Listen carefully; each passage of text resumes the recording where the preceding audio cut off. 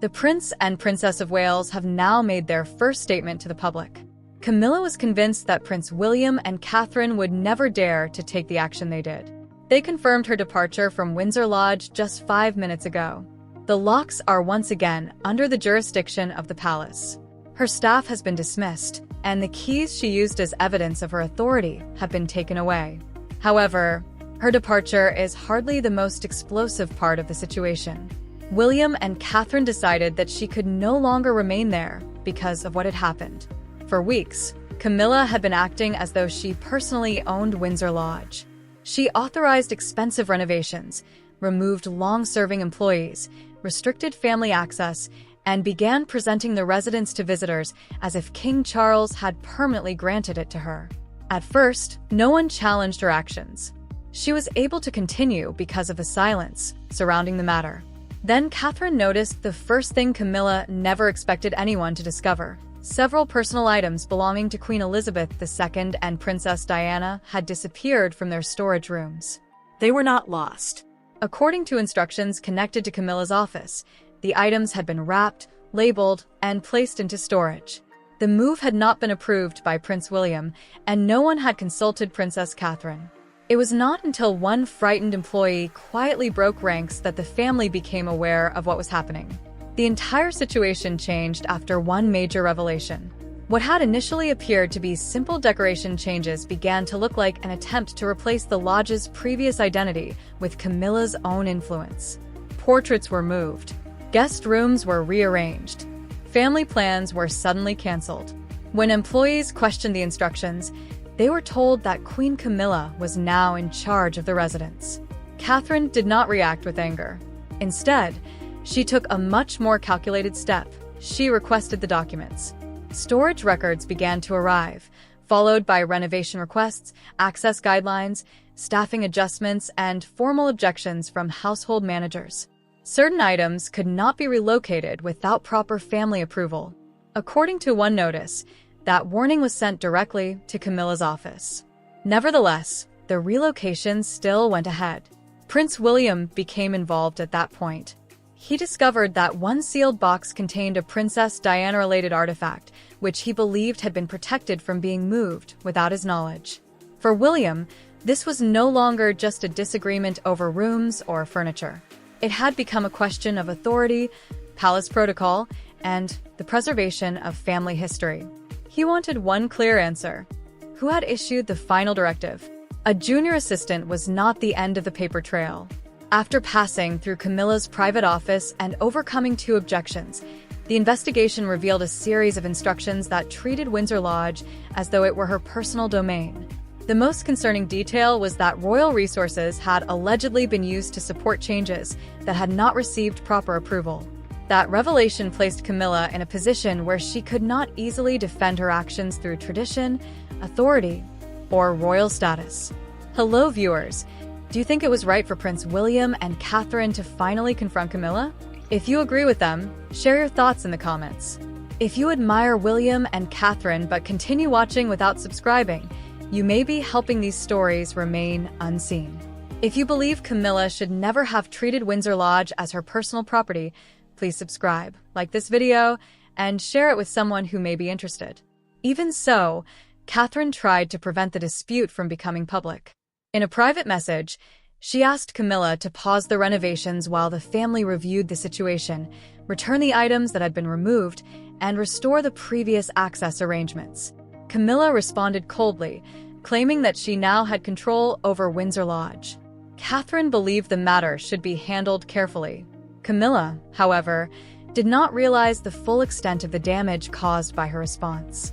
To prevent King Charles from being embarrassed and to avoid further division within the family, Catherine had approached her privately. Instead of stepping back, Camilla rejected the request and stood firm. Within days, a new set of instructions reportedly described Windsor Lodge as Camilla's permanent residence. Another family visit was canceled, and additional staff members were relocated. However, permanent ownership or residence requires official documentation. Palace officials expected to find a formal grant, a lease amendment, or a written directive from King Charles. When Prince William requested the original occupation documents, none could be found. Instead, they discovered a conditional agreement that depended on continued family approval and the proper use of the residence. One sentence in the agreement appeared to have been overlooked by Camilla's office. The arrangement could be revoked if royal resources, employees, or property were misused. By the end of the evening, Prince William and Catherine were no longer questioning whether Camilla had overstepped her boundaries. They were preparing to prove it. Catherine gathered all the warnings, invoices, storage records, and canceled access notices into a single file.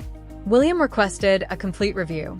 Officials had already begun examining the clause that could potentially remove Camilla from the residence if she continued acting as though no one had the authority to challenge her position at Windsor Lodge. Catherine's first response was focused on resolution rather than punishment. She chose a quiet approach because she understood how quickly a private family disagreement could become a public spectacle, and how King Charles would be placed in the middle once Camilla felt challenged.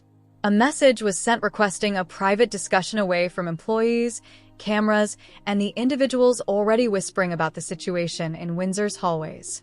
The meeting did not last long. First, Catherine presented the missing items. She explained that several belongings connected to Queen Elizabeth II and Princess Diana had been relocated without proper approval, and that changes among the staff were beginning to affect family access. She simply requested that the removal stop until Prince William and the household administration could review what had happened. She made no accusations and issued no threats. However, Camilla did not step back. She responded with the confidence of someone who believed the matter had already been settled. According to those involved in the conversation, Camilla stated that she now had control over Windsor Lodge. She made the staffing decisions, and she was overseeing the renovations. Camilla reportedly told Catherine that she should focus on her own home and stop interfering in matters that no longer concerned her. That statement changed the atmosphere in the room. Catherine had entered the conversation hoping to avoid embarrassment and resolve the issue privately. Her restraint was interpreted by Camilla as a sign of weakness. There was no apology for the removed items, no concern shown for the affected family members, and no indication that the changes would be reviewed. Instead, Catherine received what appeared to be a warning disguised as a dismissal. Take a step back to avoid making the situation more difficult.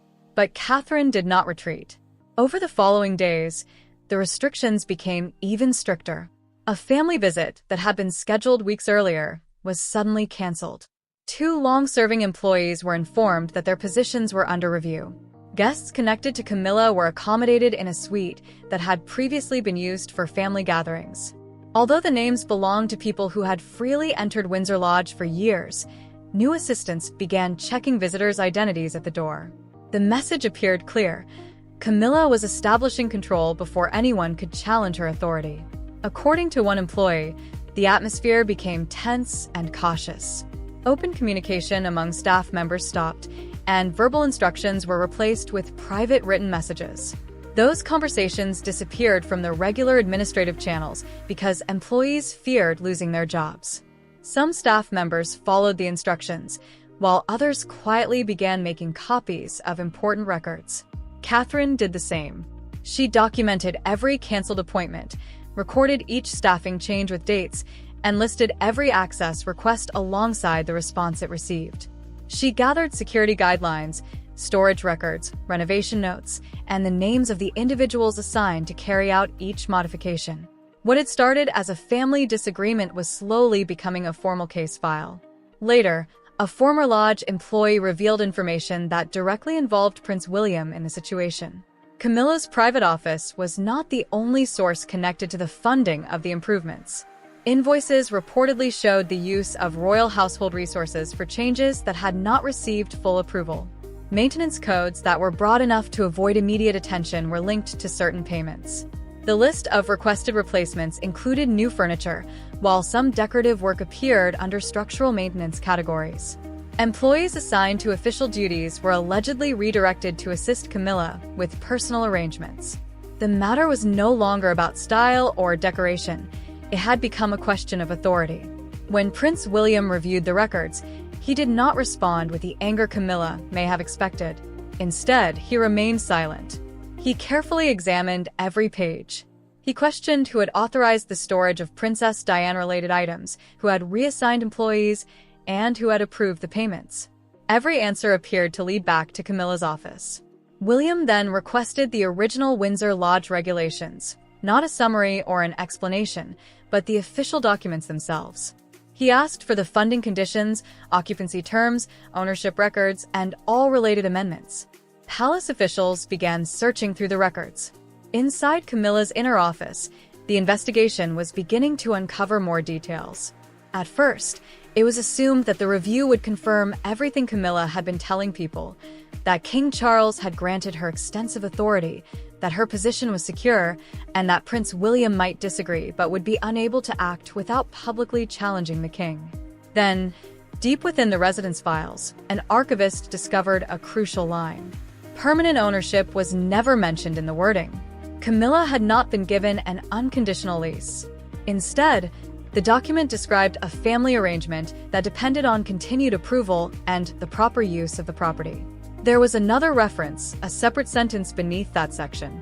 The clause explained that decoration changes were not covered by that agreement.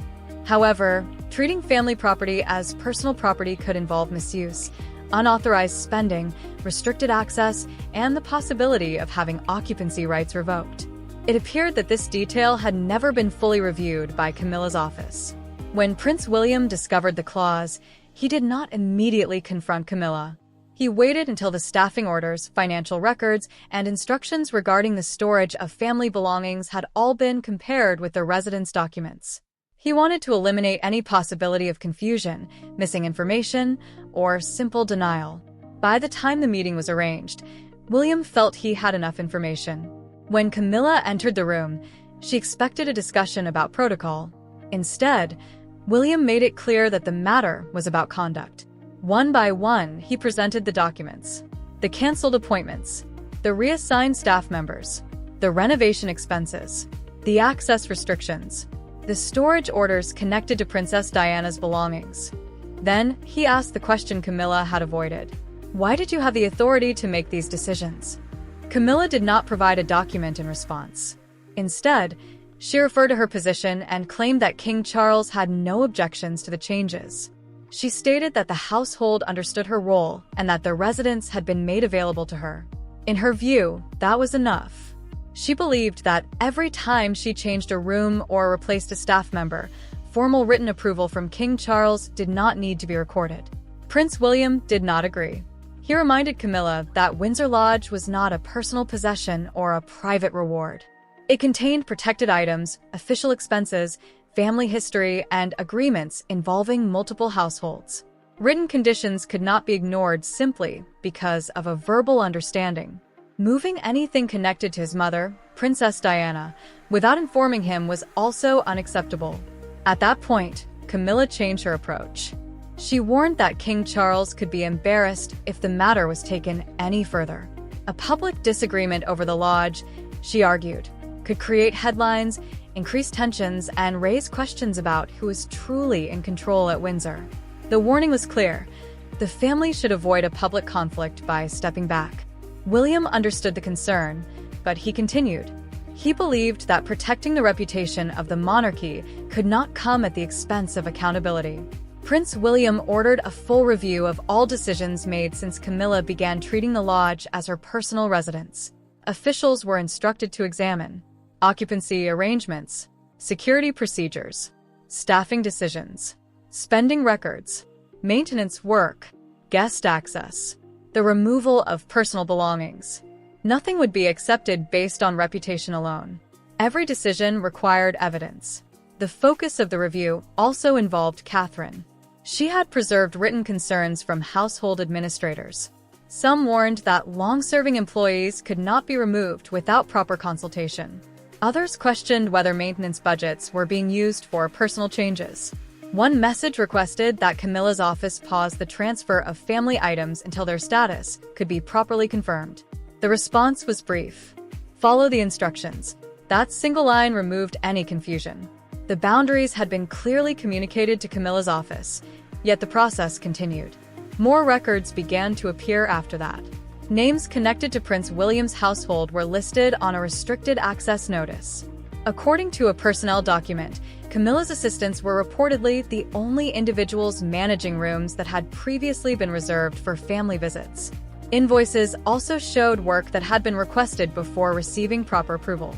Piece by piece, a pattern began to emerge. This was no longer viewed as a simple mistake. It appeared to be a system that had been put into place.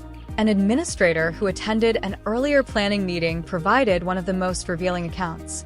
According to the administrator, Camilla spoke about the lodge as though every decision had already been finalized. She discussed updated staffing arrangements, new guest policies, and spaces that were no longer available for shared family use. When asked whether permanent authorization had been granted, one assistant reportedly responded that no one would challenge the Queen. That belief became the foundation of the plan, but it was later questioned during William's review. Hello viewers, if you believe Prince William and Catherine will protect the legacy of Princess Diana and Queen Elizabeth II, show your support. Like this video, subscribe, and share your thoughts in the comments. Those who believe their actions should never be questioned only benefit from silence. Share this story with someone who supports William and Catherine. By the end of the review, officials reached a conclusion that Camilla had not expected. Ownership, a permanent lease, or an unlimited royal gift did not secure her position at Windsor Lodge. She had been allowed to live there only as long as she respected the family purpose of the residence and used the property appropriately. The agreements also gave the household authority to intervene if those conditions were violated. Prince William requested one final confirmation. He wanted to know whether the clause could be enforced without requiring Camilla's approval or a new written order from King Charles. That evening, the answer arrived. Yes, it could. However, the review also revealed another important detail. Camilla had reportedly received 3 warnings before the assessment even began. According to Catherine's file, each warning made it clear that Camilla's authority came with specific conditions. All 3 warnings urged her to reconsider her actions. However, she ignored them. At the palace, the question was no longer whether Camilla had misunderstood the agreement. The issue had become how to respond to someone who had been warned, understood the risks, and continued regardless. The organized file prepared by Prince William was no longer just a collection of complaints. It had become a timeline showing how Camilla had gradually expanded her control, one decision at a time. While those around her believed someone else had already approved the changes, Catherine carefully arranged the evidence. The room plans came first, followed by staffing schedules and storage records. Security instructions, maintenance invoices, and communications showing how objections had been handled were added afterward.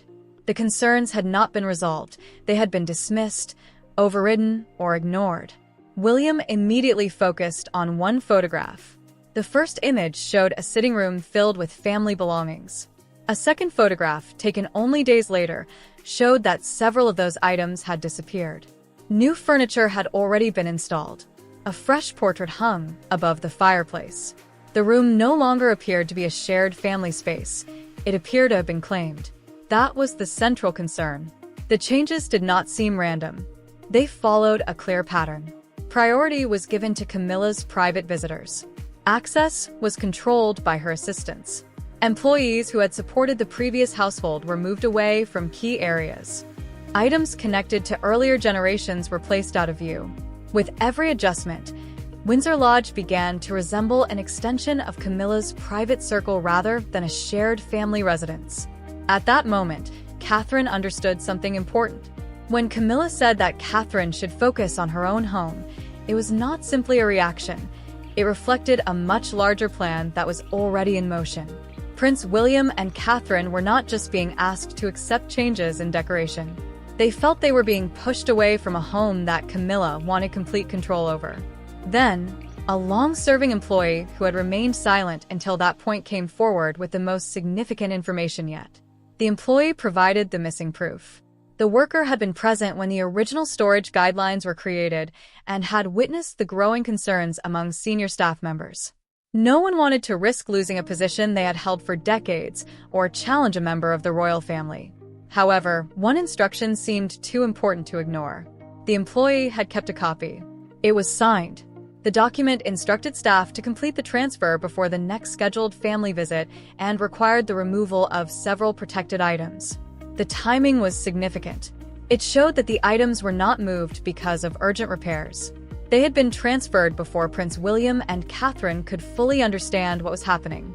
Then Catherine discovered the warning attached to the document. 2 days earlier, a notice had been issued stating that no transfer should take place until ownership details and family access arrangements had been properly verified. It also stated that the relevant family members needed to be consulted before moving the specified items. Yet after that warning, the removal order was still issued. Camilla's office was aware. This discovery removed the final possible explanation that the disagreement had simply resulted from confusion. The instruction had been given after a written warning about the risks. It had not been overlooked by an overworked office or lost in administration. The atmosphere within the review team changed. Officials who had previously been cautious began speaking more openly. The findings suggested that Windsor Lodge had been treated like private property, that royal resources had supported the transition, and that family access had been restricted through written instructions. Despite this, Camilla's representatives made one final attempt to defend the situation. They claimed that King Charles had given verbal approval. That claim pushed the review into its most sensitive stage. Officials began searching for evidence to support it: a royal warrant, a signed letter, a lease amendment, a note from the king's private secretary, or even a journal entry confirming a discussion about permanent authority. Nothing was found. It was possible that King Charles had given Camilla permission to use Windsor Lodge. However, granting permission to stay there was not the same as transferring ownership or unlimited authority. It was possible that Charles was aware that she wanted to make changes, but that was not evidence that he had approved restrictions on family access, the use of household funds, or the removal of protected family belongings. Written agreements and established conditions could not be changed simply through private conversations. Prince William then questioned whether the arrangement could be ended without creating a new constitutional dispute. Legal advisors returned to the agreement and reviewed each action documented in Catherine's file. They reached a clear conclusion. The household had the authority to end the arrangement because the agreed terms had been repeatedly violated. The next step was approved by Prince William and Catherine. A formal notice was prepared. It listed the alleged violations, ordered all unapproved work to stop, returned control of the residence to the household administration, and required Camilla's personal staff to leave the property. One final instruction was included. There was a deadline for returning the keys. Camilla's reaction inside Windsor Lodge was immediate after receiving the notice. The doors were closed. Phone calls were made. Employees were instructed to remain silent. According to one assistant, the decision would be reversed by morning. But morning arrived and nothing changed. Palace staff had already begun preparing inventories, access arrangements, and a security plan for the transition, while Camilla's office searched for someone who could intervene. The focus was no longer on whether Camilla would leave, but on how she would respond. On a quiet Windsor morning, the vehicle passing through the gates was not Camilla's. Instead, it carried the inventory team overseeing the transfer, 2 household representatives, and a security supervisor. There were no photographers waiting outside. There was no prepared public announcement. Before rumors could spread, the palace wanted the transition completed discreetly. Inside Windsor Lodge, Camilla's assistants moved quickly. Desk files and personal documents were removed. Garment cases were carried down the main staircase. Cloth-covered framed photographs were placed beside labeled boxes.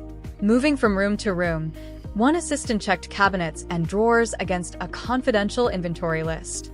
Before Camilla had finished her conversation with King Charles, another individual arrived at the door demanding to know who had authorized officials to enter. The answer was contained in the official notice. By the deadline, household administration had regained control. After the final handover, no member of Camilla's private staff was permitted to remain. No room could be kept outside inspection, and no item could leave the property without being reviewed. The officials did not argue. After reading the terms, they began the process. The calmness of the procedure made the situation even more serious. Camilla had expected resistance, something she could challenge or turn into a larger confrontation. If she had reacted publicly, Prince William could have appeared to be involved in a personal dispute. Instead, every action was carefully measured. Every box was recorded. Written authorization was required before entering each area. The process left little room for dramatic confrontation. Then the first disagreement began. Among Camilla's personal belongings was a set of silver frames. However, the inventory identified them as part of the lodge collection. According to Camilla's assistant, the frames had been gifts. However, officials requested documentation to confirm the claim. No records were provided. The frames remained in the residence. Next came 2 paintings, a writing desk, and a cabinet containing letters from previous generations of the royal family. The same rule applied each time. Family property could not be removed, while personal belongings could be taken. The boundary that Camilla had allegedly ignored was being restored room by room. Prince William and Catherine were not present during the process. This was intentional. Their absence prevented the transfer from becoming a private confrontation, but every document involved carried their authority. The pattern had been established through Catherine's records. The agreement had been reviewed through William's investigation. The decision was now being carried out by officials who had no intention of reversing it. Before noon, Camilla finally entered the main hall. At first, she remained calm. She questioned the timing, requested to speak with the senior official, and argued that the residence could not be handed over while discussions with King Charles were still ongoing. The official responded that the notice could not be suspended because of private family conversations. The deadline had passed. The residence was no longer under her control. At that moment, the situation escalated. Camilla accused Catherine of planning the humiliation from the beginning. She claimed that the investigations into staffing and storage were fabricated attempts to weaken her authority and portray her as an outsider. Then her anger turned toward Prince William. She accused him of punishing those who challenged him and of using memories of Princess Diana as a tool against her. The room fell silent. However, the handover documents already contained William's response. The decision was not based on personal history or emotion. It followed alleged violations involving protected family property, staffing decisions, spending, and access restrictions. An accusation could not change the official record. Camilla rejected that explanation. She insisted on keeping one private sitting area closed until King Charles made a final decision. A different key was then requested. A different key was provided by Camilla's assistant, who refused to place it with the others. Everything stopped for a few moments. The security supervisor reviewed the official notice. The senior official provided the complete occupancy schedule, which listed every room within the lodge. There was no retained suite, no private exception, and no remaining right of access after the termination of the arrangement. The final argument had failed. Camilla was informed that refusing to complete the transfer would be the same as refusing to return the key. The official did not threaten her. He simply explained what would happen next. The room would be opened, its contents would be documented, and the records would show that the key had not been voluntarily surrendered. The assistant turned toward Camilla. After a brief moment, she nodded. The key was placed on the table. By late afternoon, personal vehicles had been prepared. Under the supervision of inspectors, each package was checked against the inventory list. Camilla's employees gradually departed. The final boxes were loaded, and the entrance hall was left empty. One vehicle passed through the gates and continued along the road away from Windsor. Silence returned inside the residence. However, the palace still had to decide how to address the situation publicly. Advisors did not want an official confirmation. They believed the family could allow the matter to fade by describing the departure as a normal transition. But Catherine and Prince William disagreed. Too many people were already aware of what had happened. Too many records existed. They believed silence would only create room for another version of events. That night, they decided to make a statement.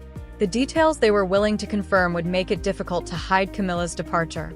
Although William and Catherine carefully chose their words, the message was clear. Camilla was no longer at Windsor Lodge.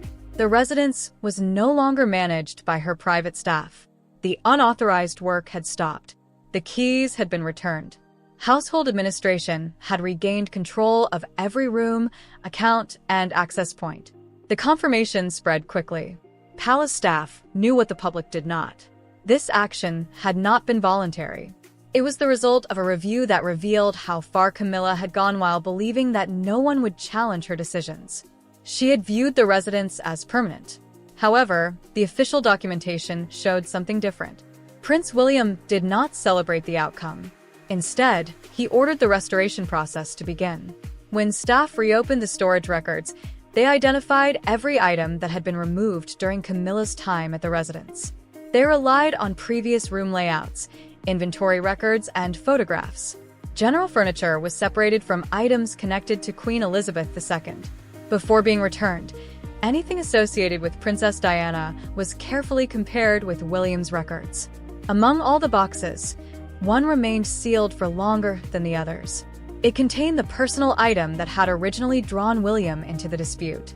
The label suggested that it had been scheduled for transfer elsewhere, but the protective covering remained untouched. Without the employee who came forward, the item could have disappeared into a larger royal collection far from the lodge, unnoticed by those who understood its history. Catherine observed the restoration process without treating it as a victory. For her, the outcome was never about replacing one person with another. It was about establishing a boundary. Confidence could not be used as a reason to claim shared family property. A room could not be stripped of its memories simply because those memories were uncomfortable. Even when the person involved wore a crown, authorities still required limits. The message was recorded clearly. Long-serving staff members who had been dismissed were contacted. Some were offered the opportunity to return to their previous roles. The household structure had to be rebuilt with the help of those who understood its history. Neutral authority over guest arrangements was restored. The ability to decide which family members could enter the residence was removed from private assistants. The decision had consequences, but Windsor Lodge was no longer considered an extension of Camilla's office. Then King Charles was suddenly faced with a situation. King Charles was suddenly faced with questions he could no longer ignore. To what extent had he been aware of what was happening? Had Camilla used his name because she believed no one would question him directly, or had he personally approved the renovations? Did he know that private modifications were being funded through royal resources? Most importantly, was he aware that items connected to his late mother, Queen Elizabeth II, and Princess Diana had been moved despite written warnings? There was no immediate response. The silence may have protected King Charles, but it did not protect trust. Prince William had learned that without evidence, family assurances could lose their meaning. Private diplomacy could be mistaken for weakness, as Catherine had experienced. Camilla discovered that while status might delay consequences, it could not erase documented agreements or signed conditions. The internal balance at Windsor began to change. Employees became more careful when giving verbal instructions. Decisions that were once made through private conversations now required formal approval from administrators. Security teams reviewed who had the authority to restrict access within shared family residences. The message became clear.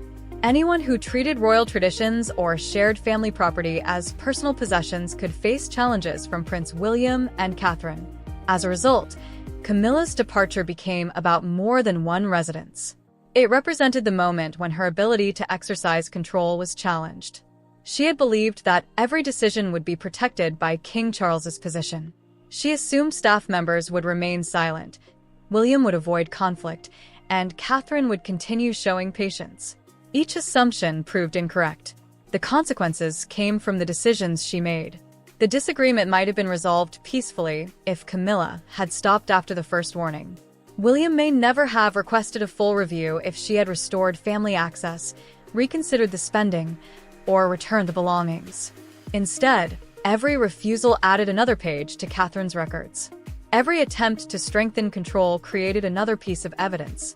By the time the review was complete, the situation had been shaped by the choices she made herself. The notice finally arrived. Hello viewers, if you are happy that Prince William and Catherine did not allow Camilla to ignore the situation, leave a yes in the comments. Don't forget to subscribe, like, and share this video. Those who support William and Catherine but continue watching without subscribing are missing the opportunity to show support for the decisions they believe were necessary. By dusk, the renovated rooms had been carefully reviewed. Once again, Windsor Lodge became quiet, but not because of fear. It was the silence that follows a major conflict when everyone realizes that the rules have changed. Camilla had not simply left Windsor Lodge after a disagreement with William and Catherine. The situation showed that relying on King Charles's name alone would no longer be enough to avoid scrutiny, and future disputes could become even more serious. The next chapter of the story turns toward a private payment record discovered among the renovation accounts. The file reportedly contained an invoice approved 2 days after Camilla received her final warning. If the name connected to that payment were revealed, it could raise further questions about whether she acted alone.